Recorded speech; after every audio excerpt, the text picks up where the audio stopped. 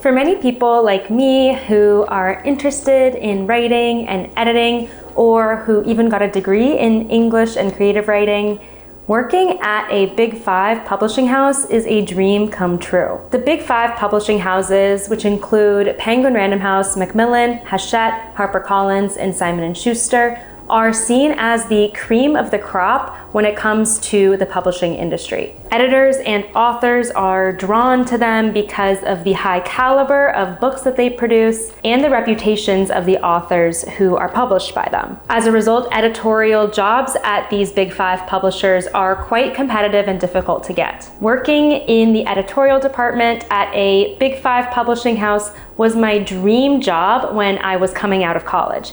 And I was lucky enough to get a job at Random House. But in 2018, I quit that editorial job and started developing my career as a freelance developmental book editor. Since making that shift, I've gotten a ton of questions about why I would leave a job like that to freelance. So today I want to talk through some of the reasons why I left my dream job at Random House to go freelance, and explain why, honestly, I've never looked back. If you're new to my channel and are interested in the book publishing industry at all, I recommend subscribing. Every week, I either talk about the publishing industry or offer tips on how to strengthen your own writing, and I'd love to have you around. If you are a writer and have a work in progress, also check out my free story self-assessment. The link is in the description below.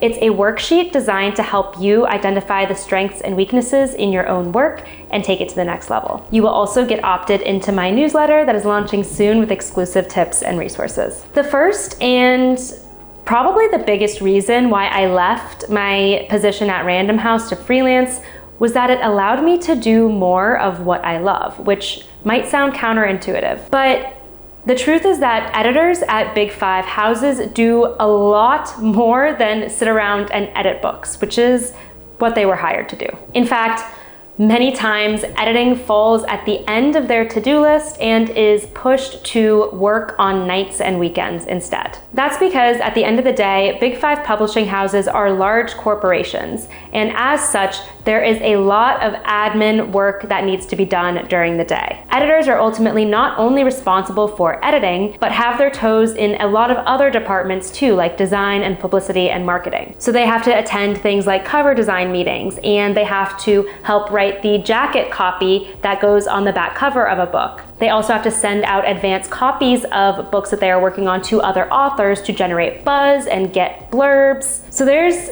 a lot of other tasks that fall on their plate besides the actual editorial work. If you're interested in a look at what a day in the life of an editor entails and what kinds of responsibilities they have at a Big Five publisher, check out my video on what book editors do. I cover all of that. So a huge shift for me when I transitioned to freelancing was that I really could spend so much more of my time actually sitting down and editing books, which is at the end of the day what I absolutely love to do. It was so refreshing to have that time, and it allowed me to grow so much more as a developmental book editor because I was spending much more time actually developmental editing. Of course, with freelance, I absolutely have admin work like emails and taxes and social media management that does take up more time than I would like. But overall, a much larger percentage of my time now goes to editing and communicating with authors than it did when I was at Random House. The second reason why I quit Random House to freelance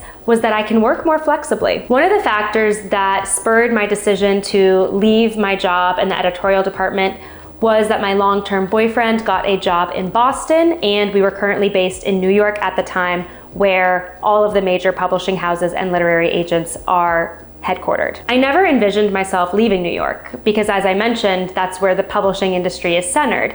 And I had just expected that I would have to stay there forever to slowly work my way up the ranks and eventually become an executive level editor. At the time, it was 2018, and remote work really wasn't an option at all. So I began to like the idea of exploring and trying a new city and not necessarily have my job equate to where I needed to live and spend my time, especially considering the extremely high expense and overall stress of living in New York. So being self-employed now means that I can work whenever and wherever I want, which has been really freeing. It allowed me and my partner to move to Boston and then to San Francisco, where we are now, and allowed us to get a dog because now I have the time to take care of him and walk him throughout the day. And we can travel whenever we want to because I can ultimately take my work and take my books wherever I go. That said, it's not all sunshine and rainbows, obviously. It is very hard to establish a clear work-life balance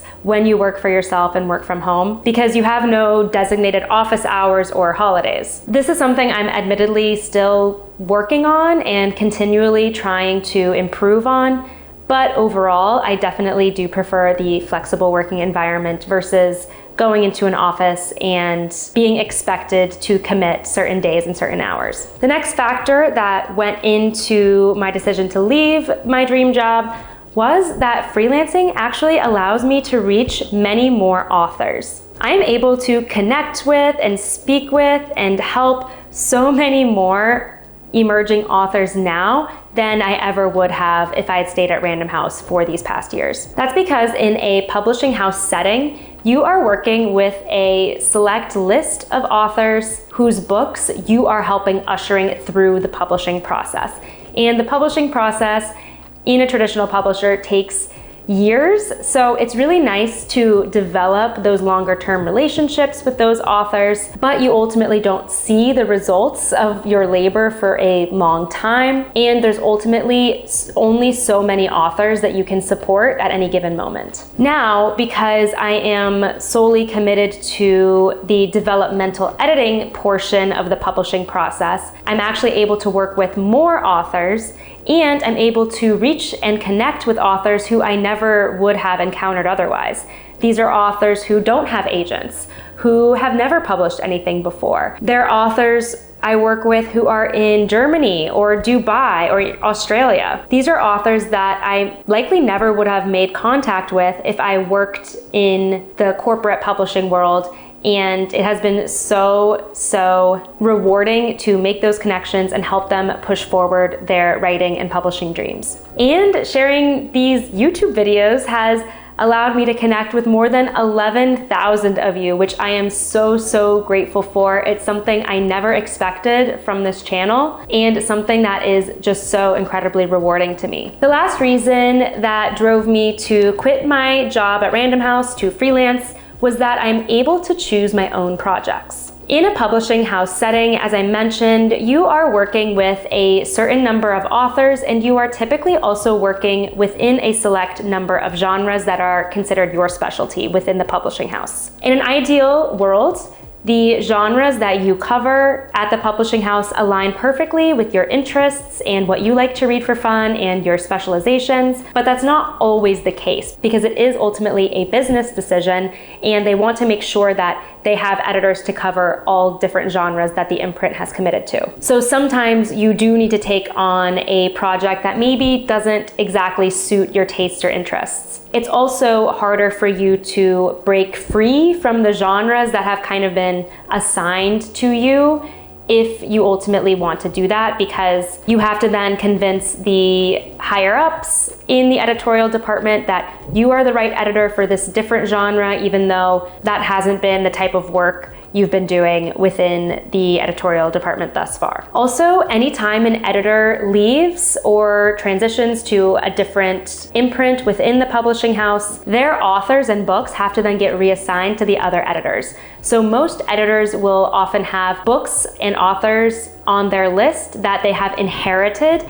and that they didn't actually acquire from the literary agent themselves. That doesn't mean they don't like working on those books or like working with those authors. It just means that it wasn't their baby, so to speak. As a freelance editor, I get to choose all of my own projects, which is amazing. I review sample pages and a summary of all of the books when people reach out to request a quote from me, which allows me to feel much more confident that we are a good editorial match. It also means I'm typically personally interested in the story that they are writing. I found that since editing is such a subjective and creative endeavor, the more a manuscript aligns with your personal taste, the more productive and exciting the editorial process would be. And I have much more ability to pursue the projects I'm interested in as a freelancer than I would if I was an employee at a publishing house. Now, for all of that, I definitely have to say there are downsides and difficulties and challenges with being self-employed, which maybe I'll get into in another video. But considering all of that, truly, I haven't looked back and I can't imagine doing anything else. I hope you found this video interesting. If you'd like to know anything else about my editorial journey, about freelancing, about working in-house, leave me a comment below. I would love to tell you more. And I do have another video where I go into how I became a book editor. So if you're interested in my background at all, check out that one. As always, if you liked this video, please hit that thumbs up button and subscribe if you haven't already. Also remember to grab that free story self-assessment if you are a writer working on a project right now. Thanks so much for watching.